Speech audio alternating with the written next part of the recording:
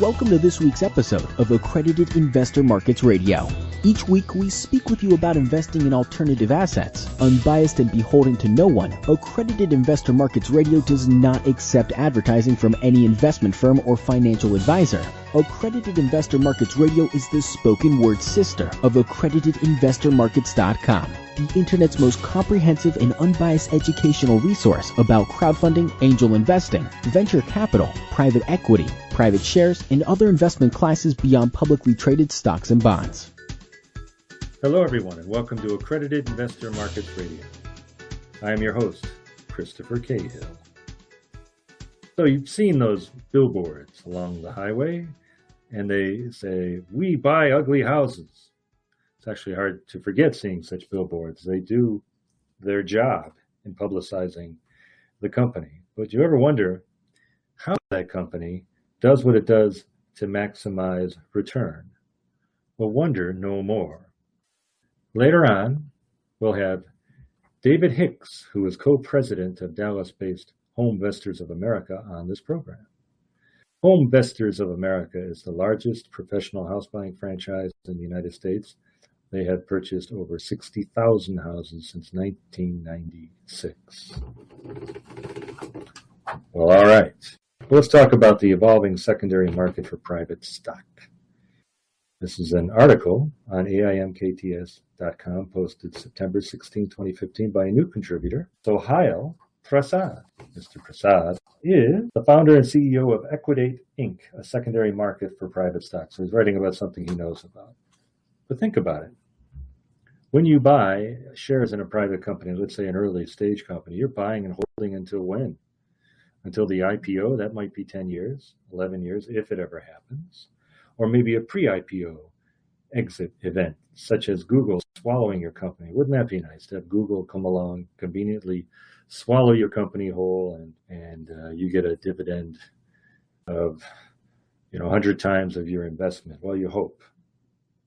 But those two things aren't necessarily going to happen, and there is an evolving secondary market for private stock.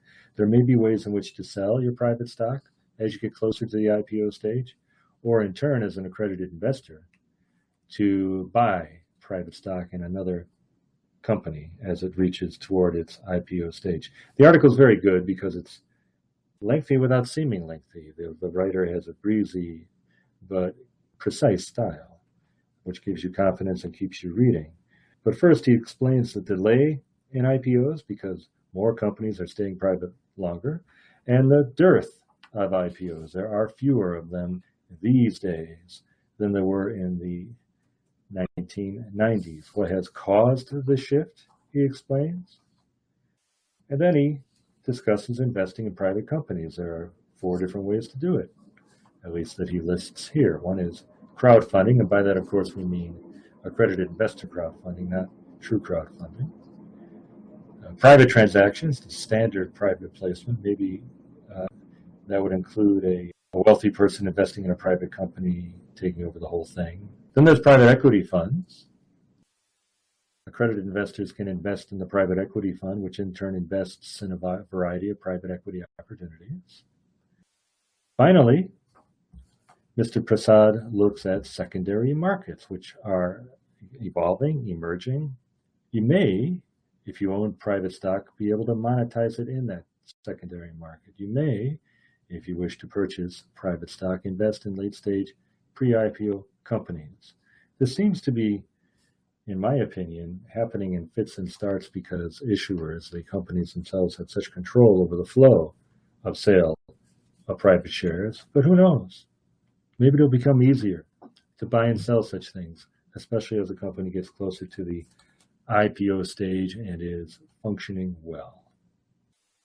All right, well, that's on the level of shares of a company. Some of the scalable companies, which we all hope when we invest in them will scale up and cause us to receive wild profits on our investments, are from the medical and physiological world. And I guess here's the context in which to salute the recent Nobel Prize winners in physiology and medicine. They were from Japan, Ireland, and China, and they made discoveries that have transformed treatment of malaria, lymphatic filariasis, otherwise known as elephantiasis, and river blindness. Together, these affect billions every year, and maybe somebody will make a lot of money on this, but lots of lives will be improved, and we salute this. I'd like to take up one more article, which helps explain in a very valuable fashion, to me anyway, where we go from genome sequencing to profitable enterprises based on genome sequencing, because genome sequencing is very exciting and it's extremely scalable. You can imagine the therapies that might come out from understanding genes and the genomic sequence better than we do now. Where are we with that? Well, Propel X, that's Propel, parentheses X, close parentheses, is a deep tech investment and due diligence platform. We've had its founder, Swati Chaturvedi, on this program twice. Deep tech is things like genomic sequencing, and its website has a guest post. What's coming next in genome sequencing? Written by Emma Corey, spelled C-H-O-R-Y, but I'm guessing it's pronounced Corey. If I'm wrong, I apologize. A chemical engineering PhD candidate at Stanford. So what is genome sequencing? Well, genome sequencing is where you figure out the order of DNA nucleotides or bases in a genome, the order of A's, C's, G's, and T's that make up an organism's DNA. The human genome is made up of over 3 billion of these genetic letters. You can imagine that it took quite a long time for the first sequencing of the human genome, and I remember it was a great and exciting event. Well, the cost of doing that has declined incredibly. I mean, you can believe it, even though it's incredible. It's very cheap to engage in genome sequencing. Sequencing startups, therefore, have become some of the hottest and most anticipated ventures, according to Ms. Corey.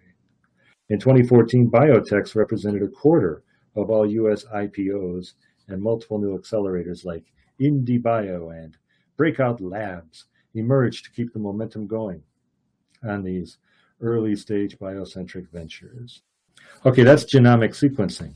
But what's important about this article is that, okay, so you've sequenced a genome. Now what? Well, Ms. Corey points to improvements in what she calls downstream processing, which is the analysis of the genome sequencing data. And I'll just read. Companies like DNA Nexus and Tooth Genomics are putting genomics into the cloud. DNA Sequence Alliance is applying machine learning on cancer patient data, and even open source genome data aggregators like Memorial Sloan Kettering C-Bioportal for Cancer Genomics are striving to make sequence analysis more accessible. All right, so if they're more accessible, then we have a chance to get to the third stage, which is translating the science and the analysis into the clinic, like specialty cancer analysis, which allows you to identify the specific qualities of a specific cancer personal to the patient, or the specific mix of bacteria in the relevant organ of a patient, and create the precisely correct and most effective drug cocktail for addressing the problems the patient is having. I mean, that's just one example. You can imagine how medicine will be transformed when we get past the genome sequencing problem, which we have, through the analysis thicket and into the application. Very exciting stuff, and Ms. Corey has given us all the opportunity to understand the sequence of sequencing. Well, let's get on to the interview. With me today is David Hicks, who is co-president of Dallas-based HomeVestors of America, the largest professional house buying franchisor in the United States, with over 60,000 houses purchased since 1996. And I worked it out at something like 8 houses a day.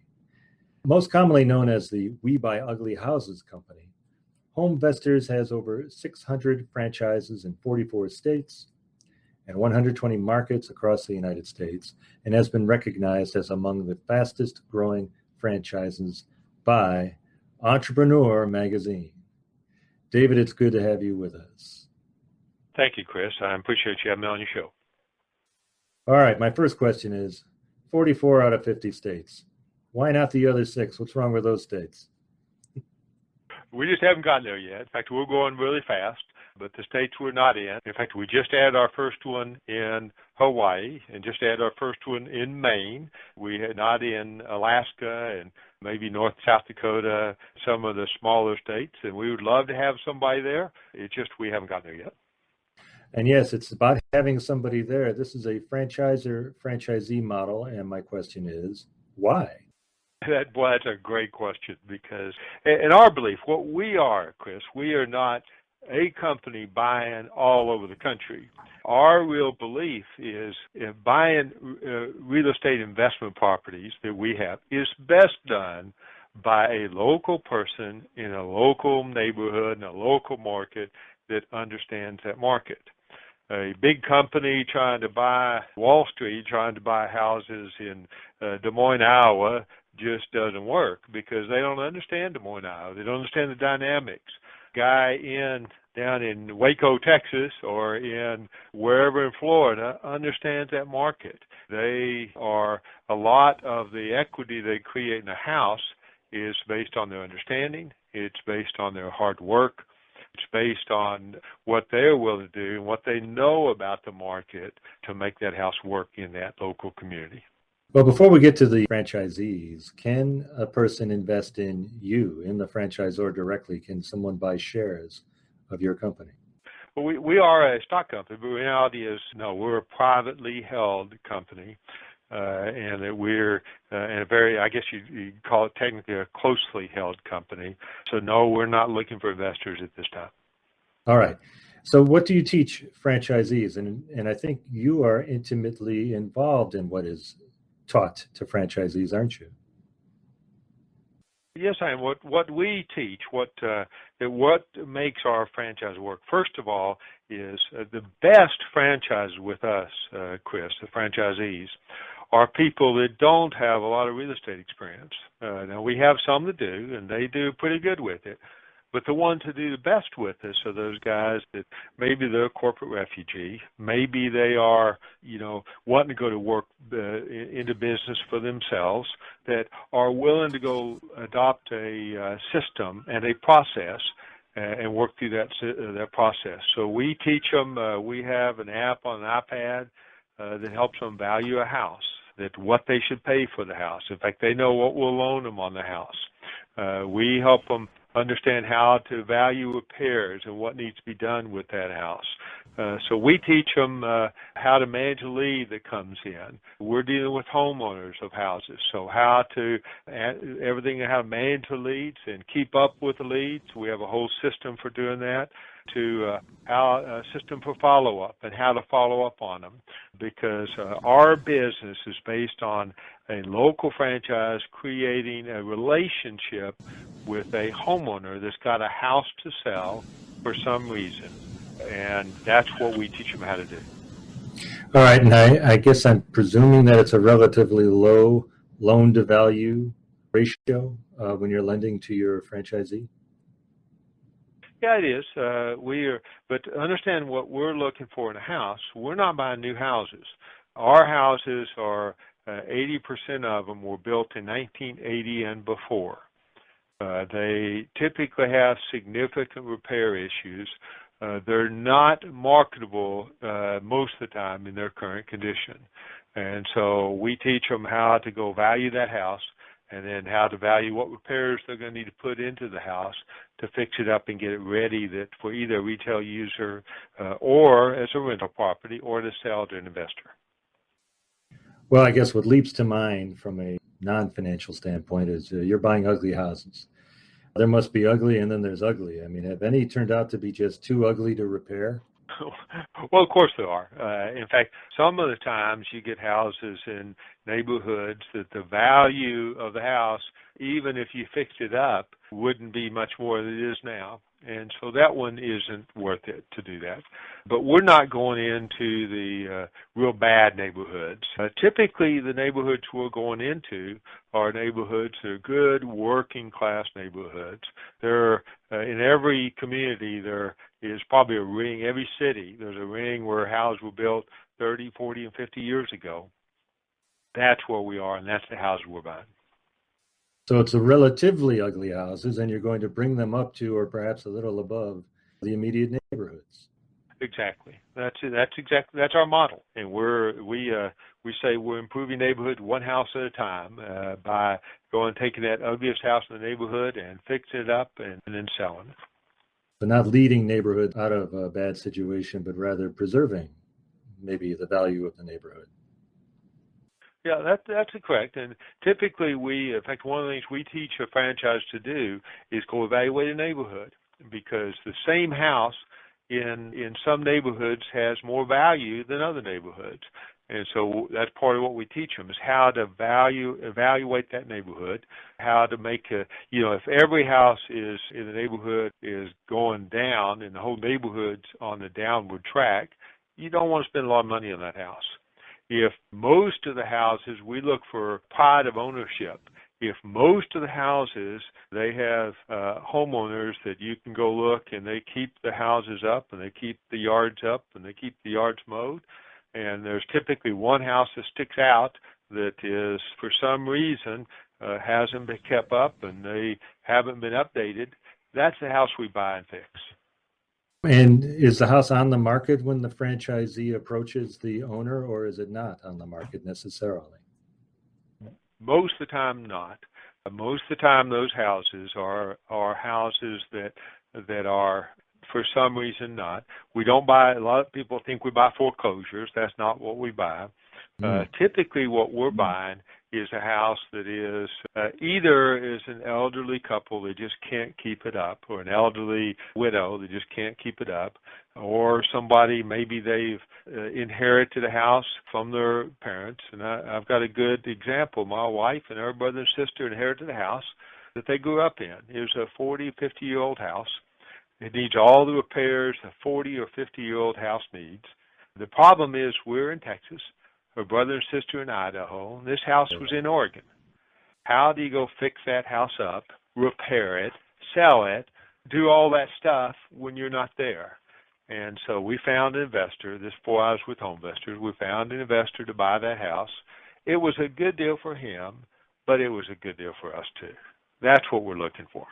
Yeah, I couldn't help thinking of the elderly woman who lived down the block in a house that looked like ours, but she obviously had overwhelmed her. Of course, when we were kids, we made her into the elderly female version of Boo Radley instead of having a sympathetic outlook.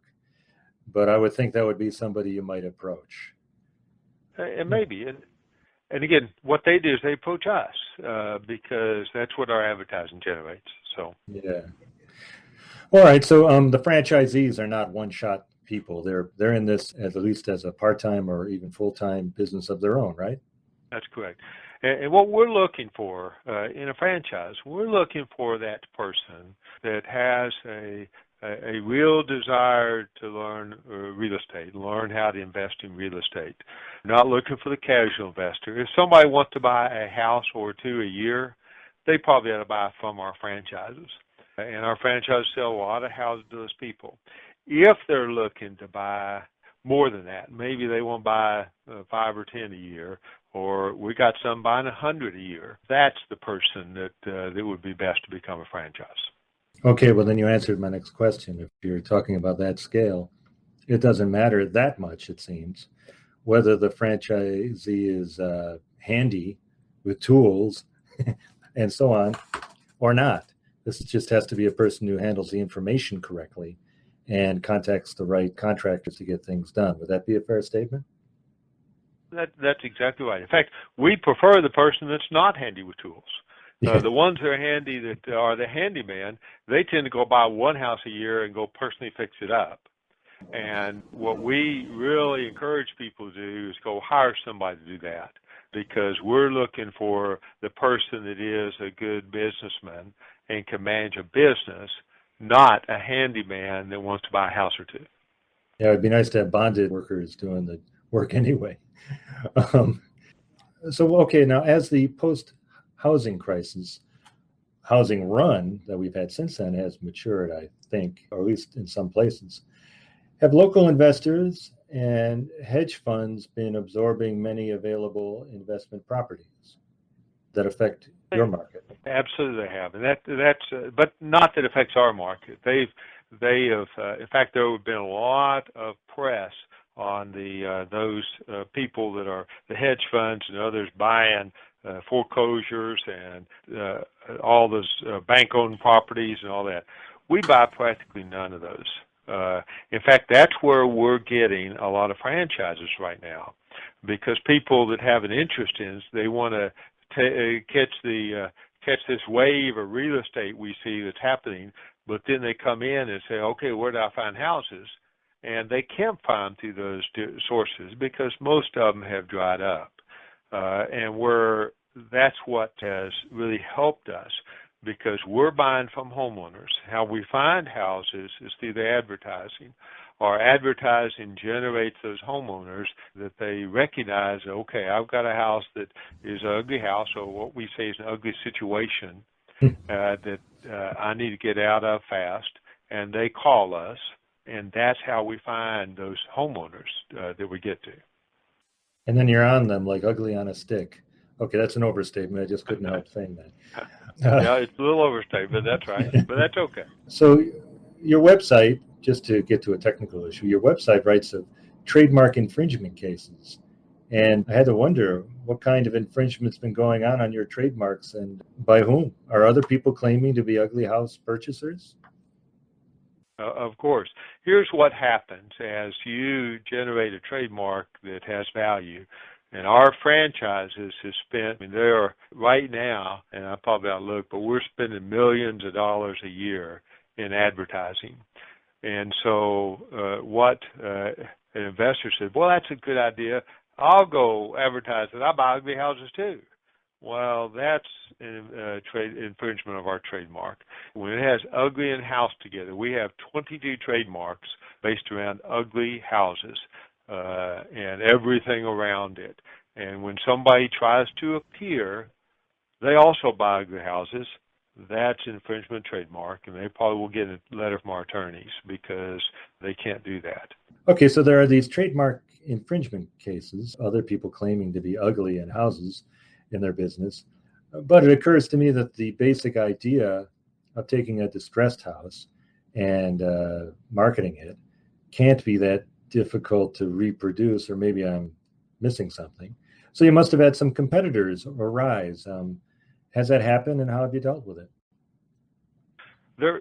Chris, there's a great question. There are a lot of people that try to compete with us in what we do. In fact, there's a lot of gurus out there right now that are selling seminars and coaching and all sorts of stuff on how we will teach you how to buy houses.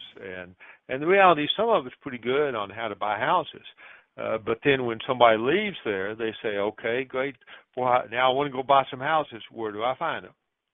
And what happens is the way they find them is they try to go through MLS, which they're buying basically retail houses and paying a retail price for them. They're buying other sources. The thing that sets us apart, besides the systems that do that, is the advertising and the systemic way that we generate leads. And most local investors, they can go out and maybe they'll go buy a house or two every once in a while. But what we teach people do is a system where they have a continuous flow of people wanting to buy houses. That's why we have our franchise system growing so much right now. Okay, so there's an informational and technique component as well as a capital component, in it being that you have the tremendous marketing muscle you have. That's correct. Absolutely. And people can't compete with all the different parts to it. And but again, there are a lot of people out there buying houses right now. A lot of them trying to buy houses. And we get, Chris, a lot of people that struggle for 2 or 3 years trying to buy a few houses. and then they become a franchise, and we show them how to really do it. So maybe that answers my next question, but I'll ask it anyway. So from 2009, basically the bottom of the crisis, through 2015, the number of your franchises has tripled. Is there room to grow at that rate over the next 6 years, over and above adding the other 6 states, that is? Absolutely, because there are right now, it is amazing how many houses that are available and are coming available in markets. We do have a few markets that we are bumping up to where we have enough TV and radio and billboard advertising and stuff that we are filling the market, but not very many. So even in markets we're currently at, we're just touching the edge of the opportunity in those markets. But in addition to that, we have a whole lot of markets that we may have 1 or 2 franchises that we ought to have 20 or 30 that are just getting started in those markets. So even though we're in 120 or so markets and in 44 states, the fact is we don't have any markets that are totally full. We have a whole lot of room to grow in most of our markets. And there's a whole lot of markets we're not even in yet, a lot of pretty good-sized ones. Well, I have a question then about human capital. One could sit here and think, well, in 2009, 2010, a lot of very capable people, good business people, as well as professionals, lost their situation and found themselves having to do something else. And this might have appeared to them to be quite a good and profitable thing to do, which, if one keeps following that surmise, would mean that you've had a benefit of an unusual benefit of available human capital. Do you think that's true, and do you think that will continue? I think absolutely that's true. That's helped us grow and helped even our franchisees grow and do that. The thing that happens, though, Chris, the people we are best at and the ones that are attracted to us aren't the people that lost a job and looking for a job. They're people that are pretty successful at what they do, and they're looking now to go. They're tired of going making a lot of money for somebody else, and they have that entrepreneurial spirit. They want to own their own business, but they're used to being a corporation that has systems for them, and so they'd like to join a system. That's where we're best. And I don't think the people that fit that mold, every year there are more of them that fit that mold. And so I think the opportunity and for our growth coming in, we have more people than ever looking at us, and the economy is pretty good right now. Yeah. Interesting. Well, these great people with their entrepreneurial spirit, they are franchisees, and the Department of Labor has begun to start talking about franchisees as quasi-employees. And neither of us is an expert on franchise or franchisee law. Maybe you are.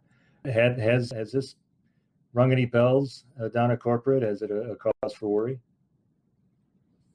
Of course, we've had legal always viewing it.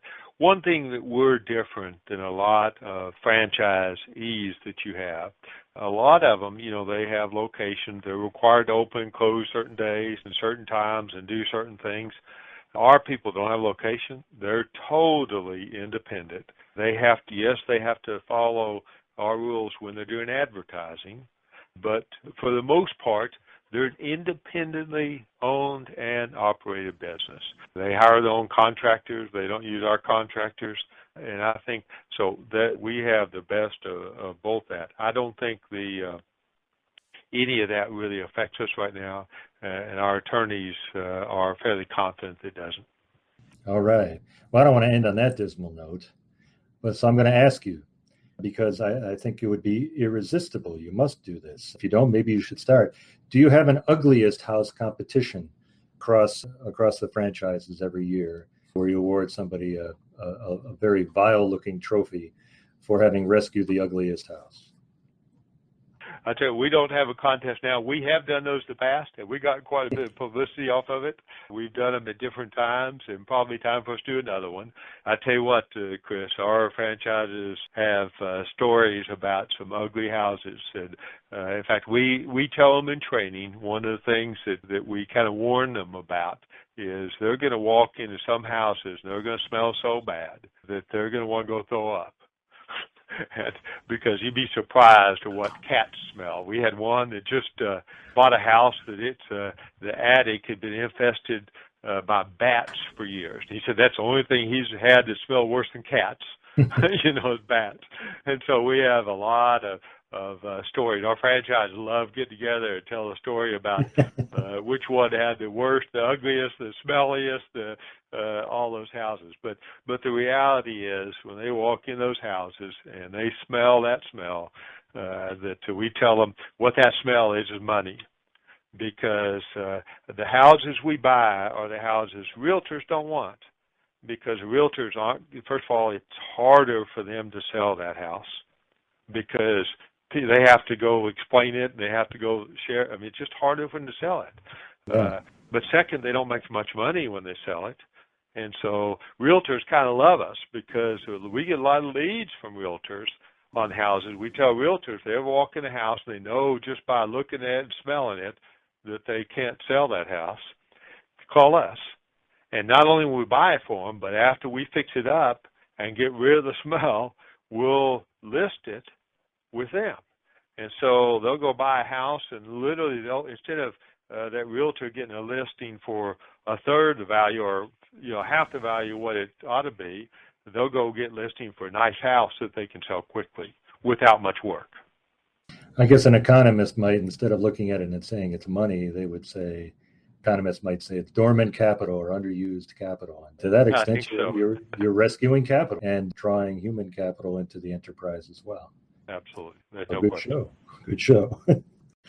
Well, David, it's been really interesting learning about your business. Thank you for being on the show. Thank you, Chris. I appreciate you having me. All right. You've been listening to Accredited Investor Markets Radio, and thank you for doing that. Accredited Investor Markets Radio is produced by Stephanie Strait. Let's do it again sometime soon. Thank you for joining us. If you enjoyed this episode, you can subscribe through iTunes or Stitcher, or you can download our app from Libsyn.